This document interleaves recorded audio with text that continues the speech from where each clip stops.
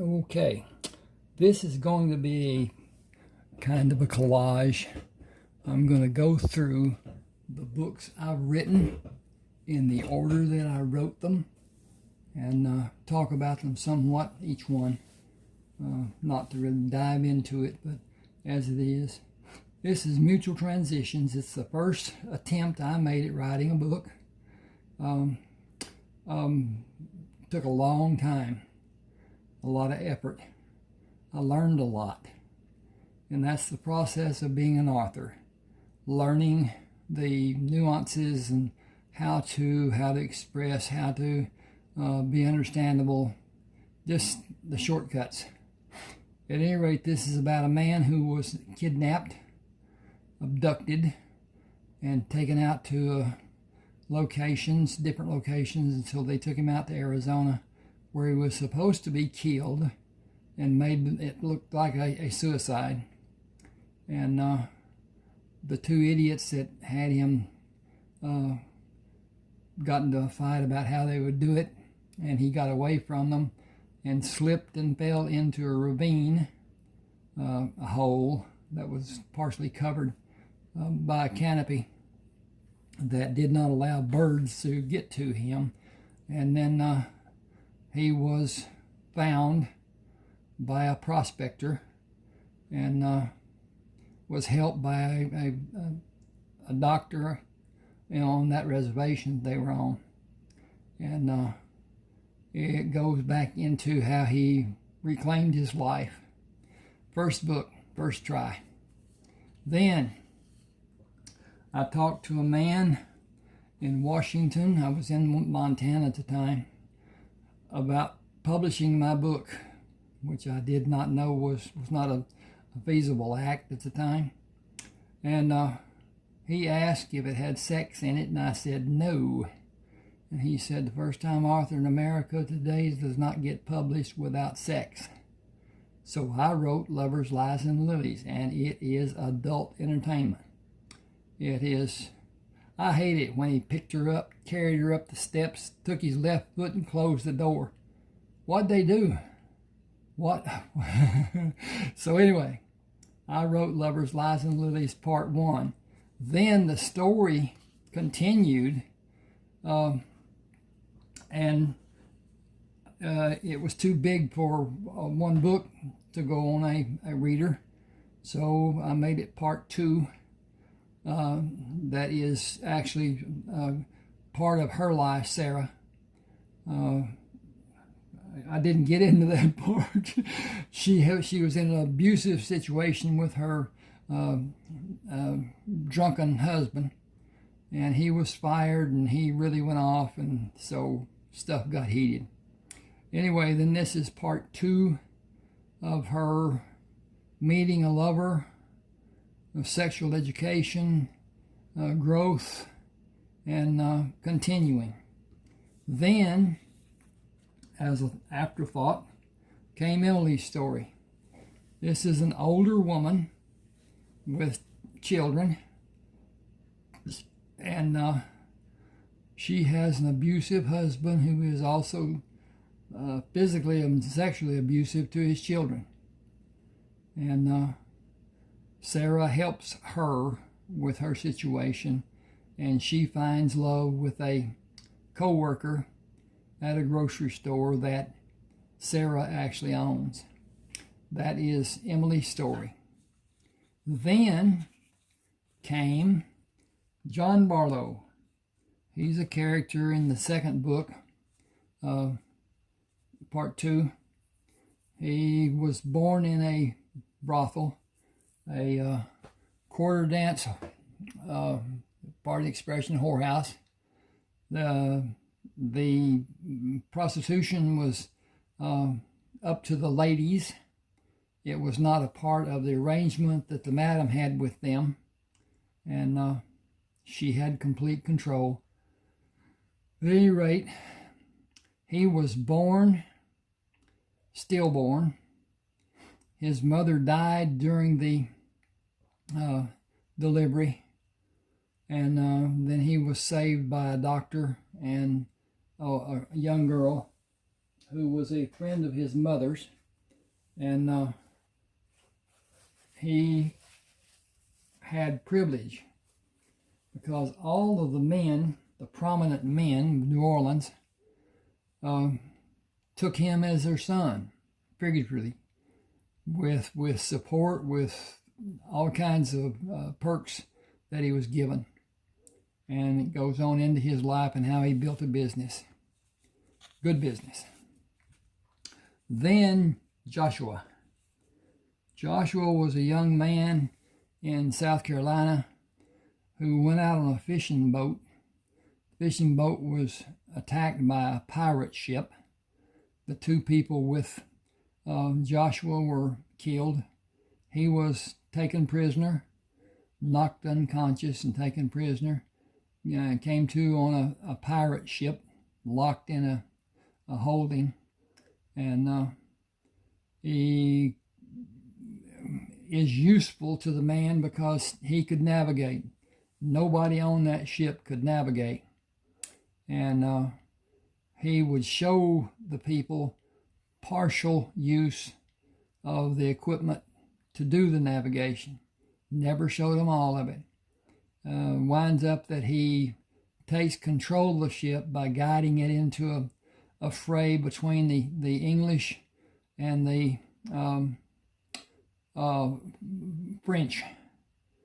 And he takes control of the ship and gets it away, lets it float away from the battle, and goes on with what happens in the Mediterranean and his stopping the shipping to Napoleon during the time that Napoleon's brother sat on the throne of Spain.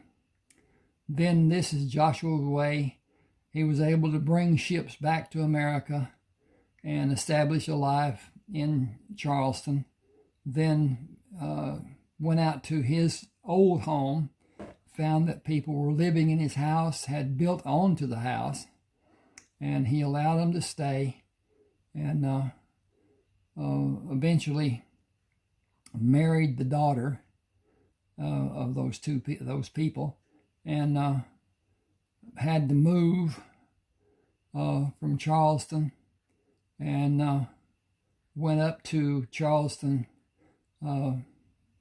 Virginia, West Virginia. Anyway, Charleston and Virginia, and then he had to move again and went to the Indian Territory, which is part of Ohio, Indiana, and whatever, and then was told he could not be there because white people were not allowed to be on the reservation. That's what it was made the year before. He moves his family from there to Texas and establishes a life there. And Jewella Crossing is part of that life that he established in Texas. Goes on with what he did. The sons that he had, Sherman and Heath, he adopted Cullen Allen when Cullen's parents were killed, and goes on with their lives about how things were. Then Summer Help Wanted, somewhat autobiographical, not truly, and I should have said before, these are all fiction. Every work I've done is fiction. At any rate, this is a young man who is married to a woman who duped him into getting married, saying that she was pregnant, and she wasn't. And she's about to ruin him. He meets a beautiful woman out on a farm that his friend had before he died. And nobody knows who the owner will be, what was in his will. At any rate, he works with her for almost 2 years, and it talks about what happened during their lives and the tumultuousness of it all. And anyway, then neighbors with benefits. I was out in Arizona. I had a problem with a rotor cuff in my left arm, and I saw two women that on successive days, Monday, Tuesday, Wednesday, and Thursday, one of them would go, then the next day the other one would go, and so on, to a man's house across the street and down the way from where my mother lived. And I didn't think they were playing tiddlywinks, so I wrote Neighbors Benefits, and it was a good tale. He is a construction engineer, architect, designer, draftsman, and the women help him with his work. And one of the women is a stockholder in the company he is paid from. And so things get sticky with that's being done. At any rate, then Sexy Assassin is a follow-up to that situation with just her and him together. And she is an enforcer for the family. And her method of operation is a syringe filled with snake venom and deposited in an orifice in a man's body that no man would want to have happen to him. And then they attempt to get away from the family and hide. And it talks about how it is done, whatever. Then, Kinsman Tribe, Part 1. Another long book. This is two men, Cullen Allen and Kiowa Bennett, who meet and form a group to be better safe from where they had been before. They are all wanted men, all have posters on them as wanted dead or alive. And back then, people could do that. A very powerful man could accuse a man and have his likeness done and his name on a poster and offer a reward for him. They form and they do cattle herding. The spare cattle there in East Texas, and Texas was covered with old cattle back in the day. They didn't do anything much with longhorns. Young longhorns, yes, but not old, long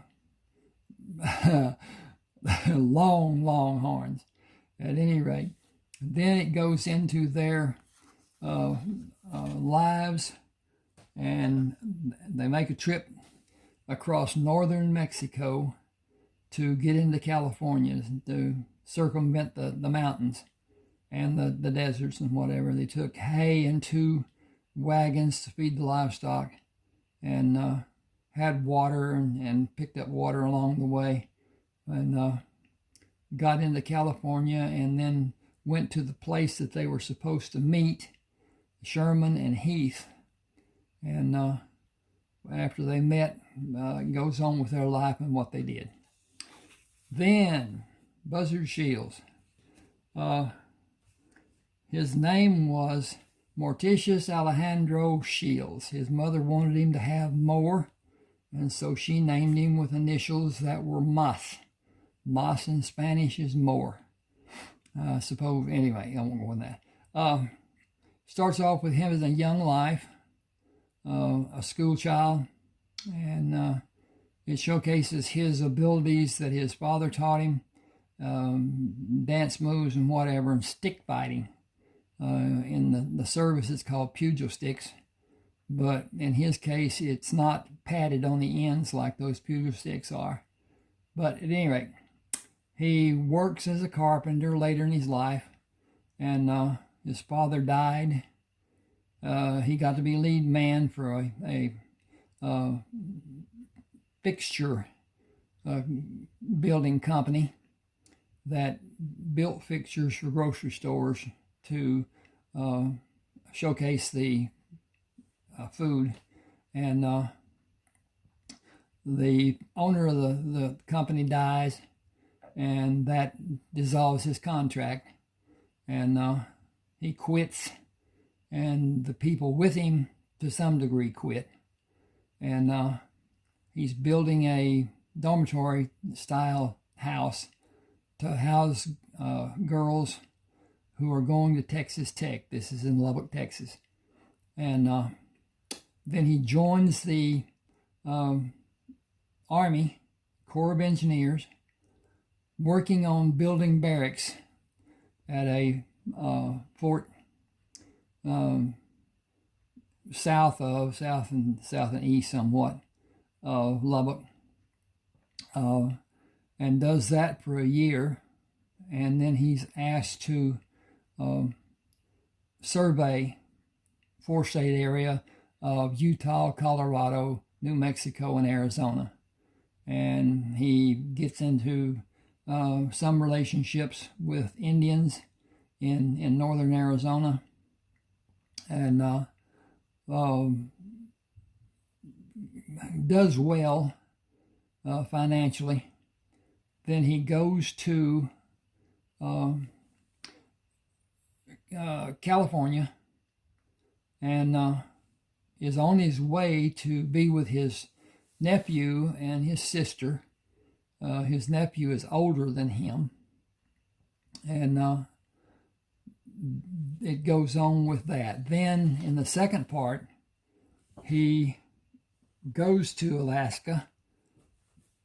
He and his nephew, he sent the nephew money to buy an airplane because the airplane he had was just going downhill to the point that it had to be replaced. So he sent him money to be able to buy the plane.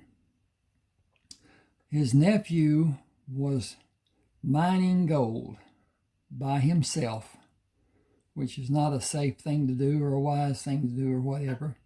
But with that, he was able to garner enough money to repay Buzzard.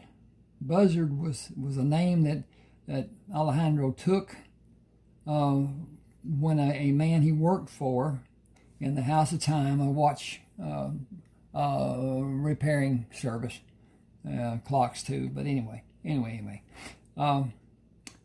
he adopted that name just as an out of hand, here it is, we'll do this. So anyway, he and Buzzard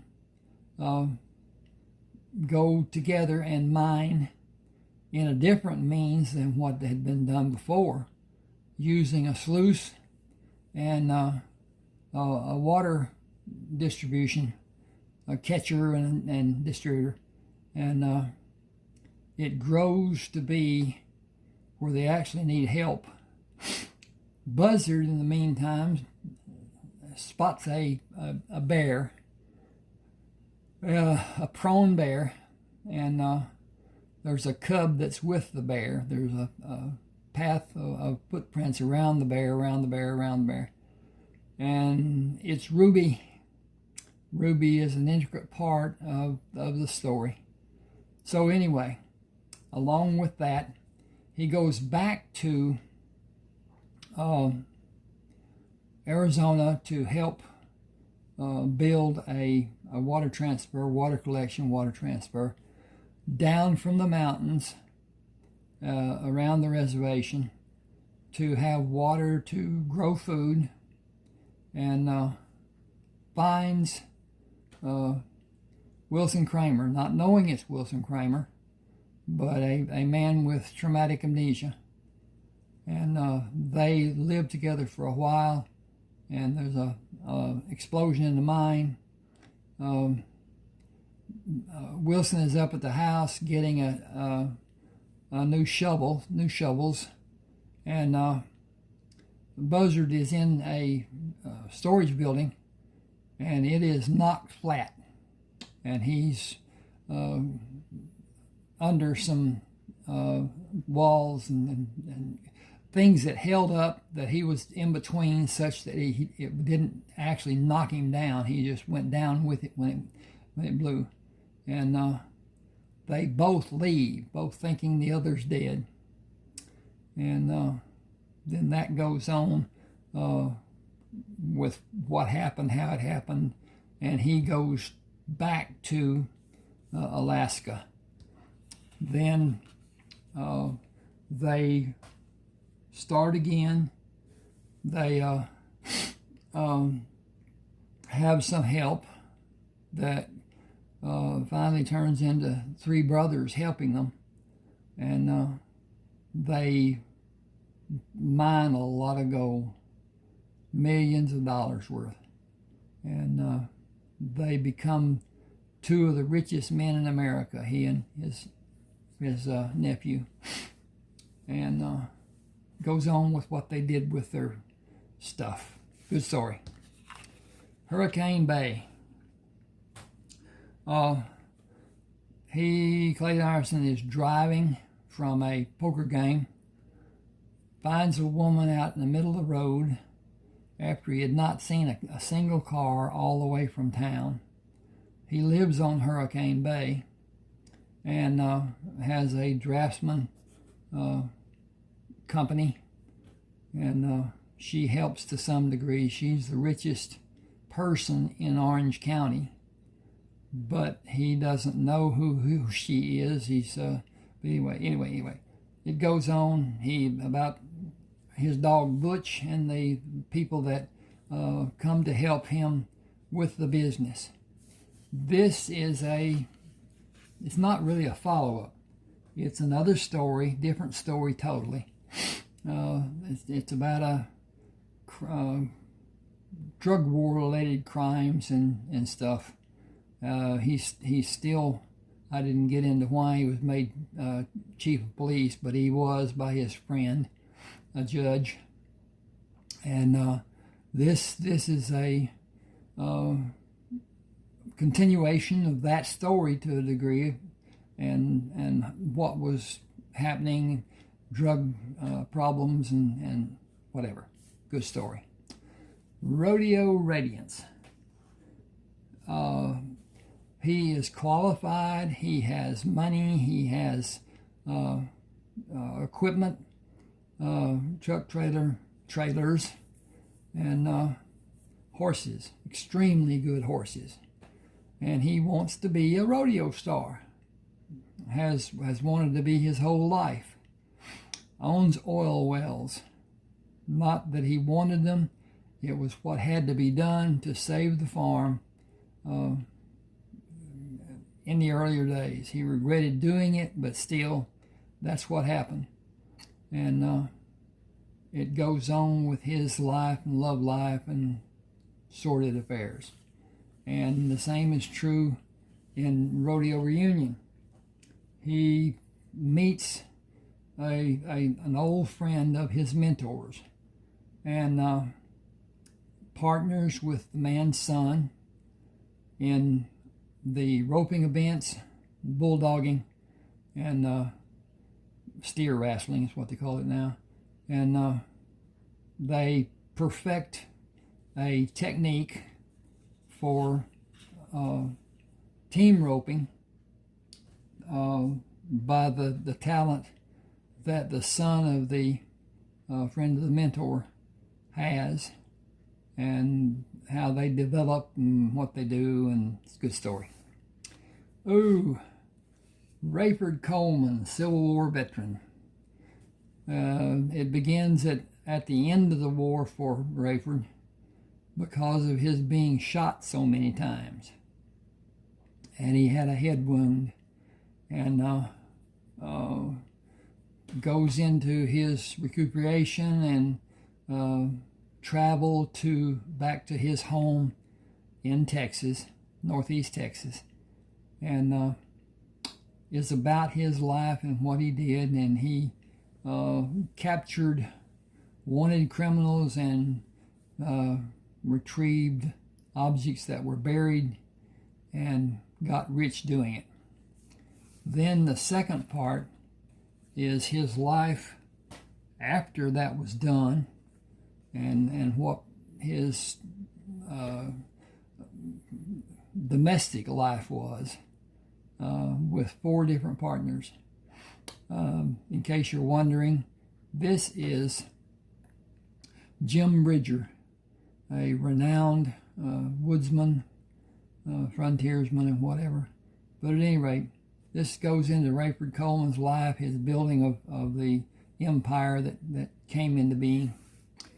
This is Decorated for Duty, which is about Carlton Brisbane, who is a compadre, friend, whatever, of Rayford Coleman's. Rayford taught him how to fight without being a target, and it was looked on as a very ungentlemanly, unchivalrously action, and it was a degree of chastisement every time they did it. He was taken out of the ranks and put into clinics, and the doctors didn't like what they did, and so he was put back in the ranks. That went on for a long time until he also received too many wounds. He leaves Ohio and goes down across and actually gets into New Mexico, and just east of Albuquerque, spends the winter waiting for the opportunity to go to California, and continues north in California up to Oregon and Umatilla Landing. It's now Umatilla, only one word. Anyway, it chronicles his life and his domestic life, and how he lived and what he did. Good story. All of my good stories. Never too late. This is a grandson of Carlton Brisbane, Daniel Brisbane. He is a colonel, Special Forces, did not take general officer rank because he would have not been able to do the duties he'd been performing. He is a leader of a specialized group that guards the president. Wherever there is a large degree of elbow rubbing, he and his group monitor that situation. He even stands in the receiving line from time to time. And he is sent to take 3 downed airmen, and his orders don't specify exactly, but it's more or less that he should take them out rather than let them be captured. And he finds out from talking to them what the problem was and how it was caused, and gets into some stuff. Then it goes on with his helping the president and what he does and so forth. It's a good story. Then Sherman. Sherman is the oldest son of Joshua Kramer. He, in this, takes a ship, position of first officer, and has a captain who is inexperienced and somewhat headstrong and very prideful. And they go down across, I'm about to sneeze, hope not, but anyway, maybe a blow. He takes the ship across the Gulf of Mexico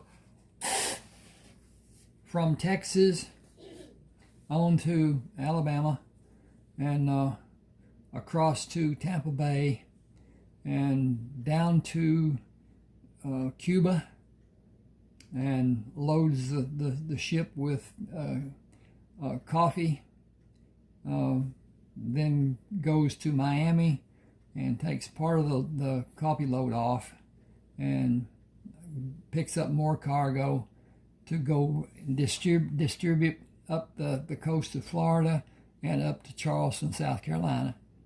There he replenishes the load with chemicals and takes the chemicals and distributes them down the same passage he had done on the eastern side of Florida down to Cuba. Picks up another load of coffee all over that ship. They had it severely loaded, and sails to the northern edge of the Yucatan Peninsula, offloads part of the coffee, goes around the peninsula and unloads the rest of the coffee and picks up chemicals, and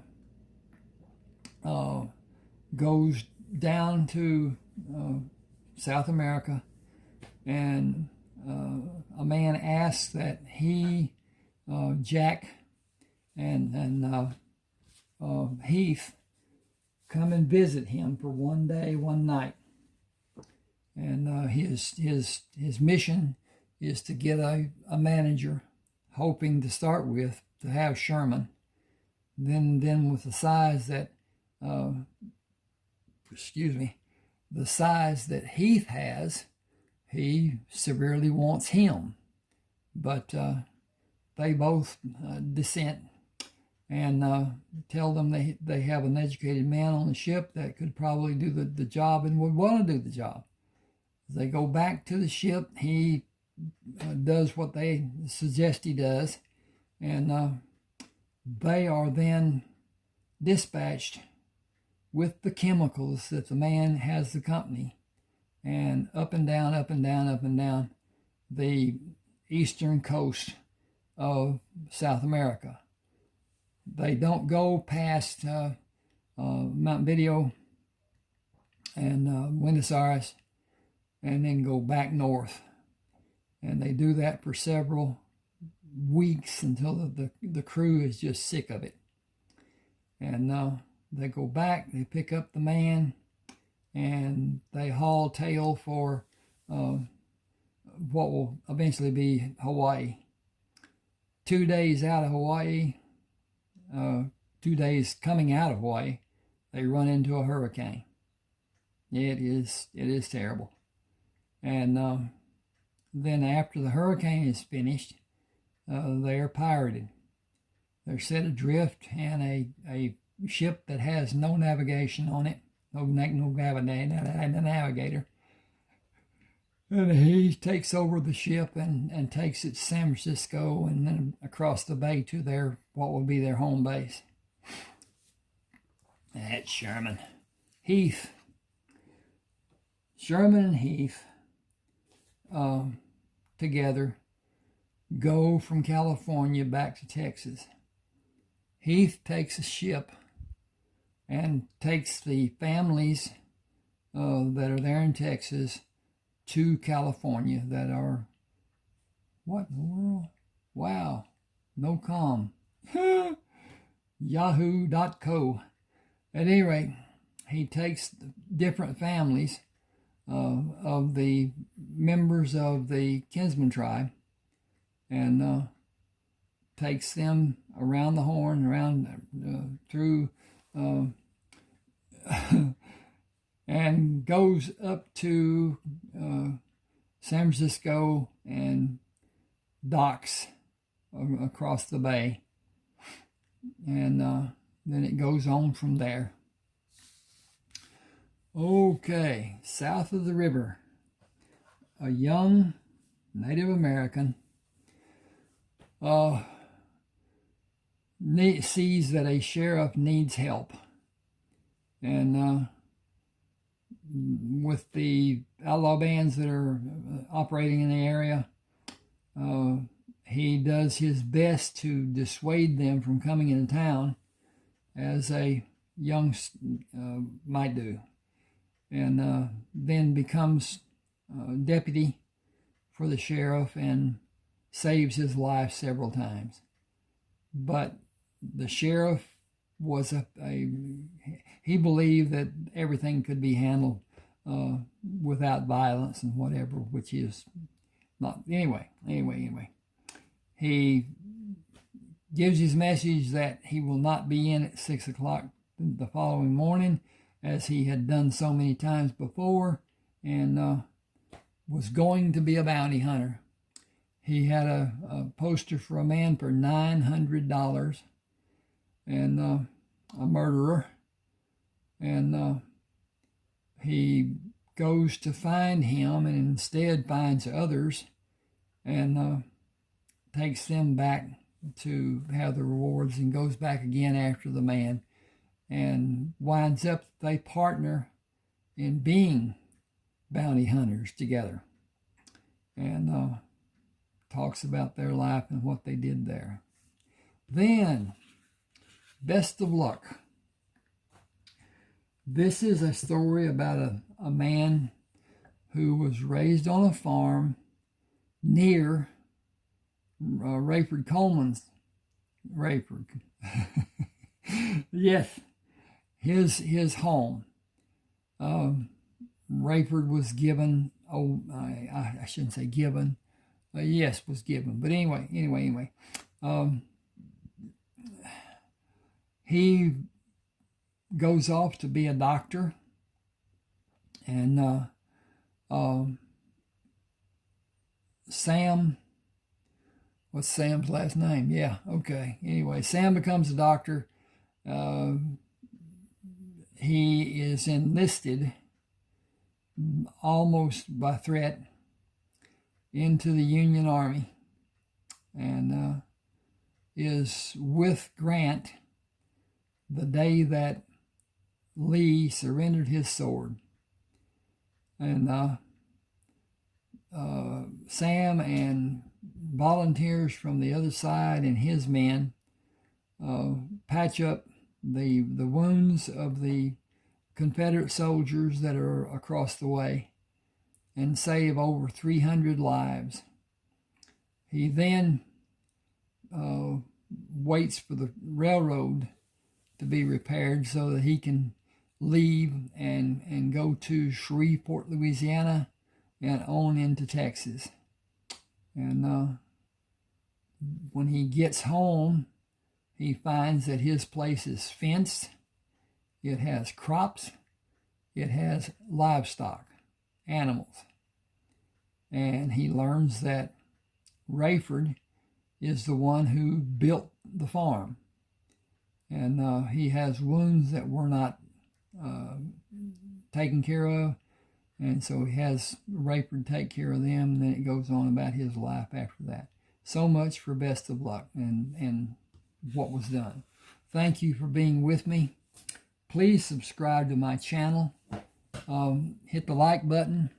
Tell everybody how great I've done, and and see you on the other side. Thank you.